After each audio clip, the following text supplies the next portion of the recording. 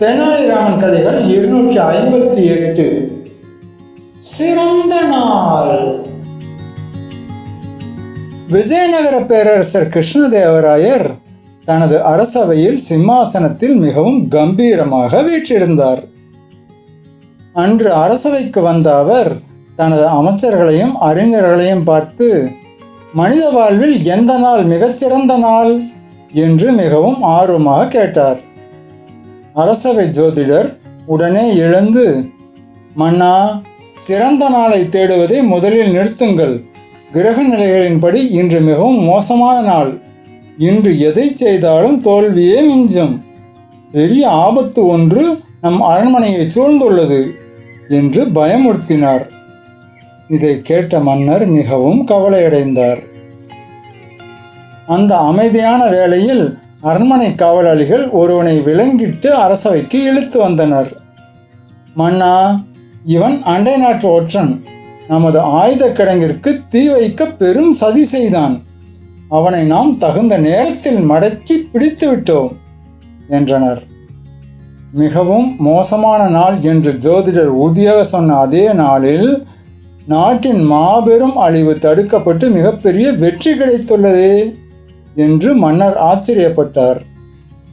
தவறான கணிப்பு சொன்ன ஜோதிடரை கடுமையாக தண்டிக்க மன்னர் முடிவெடுத்தார். ஜோதிடர் பயத்தில் நடுங்கினார்.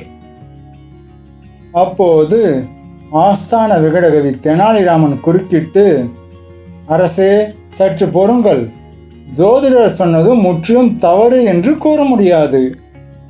இன்று பெரிய ஆபத்து வரும் என்று அவர் காலையிலேயே எச்சரித்ததால் தான் நமது காவலாளிகள் வழக்கத்தை விட மிகவும் அதிக விழிப்புணர்வுடன் அரண்மனையை காவல் காத்தனர்.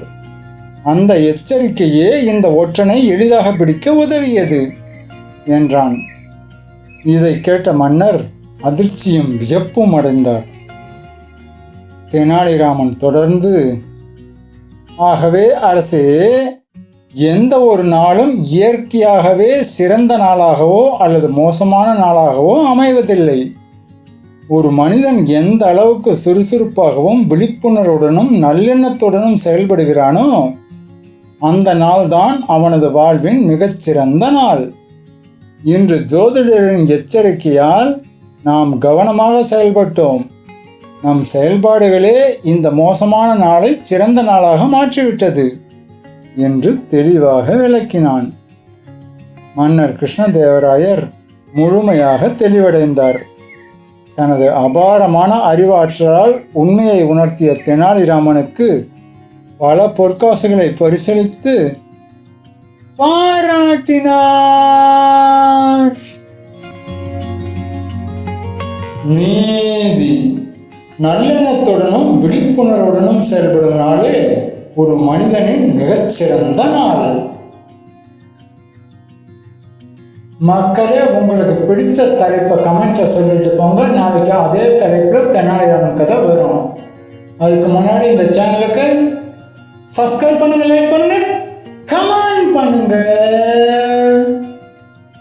தேங்க்யூ.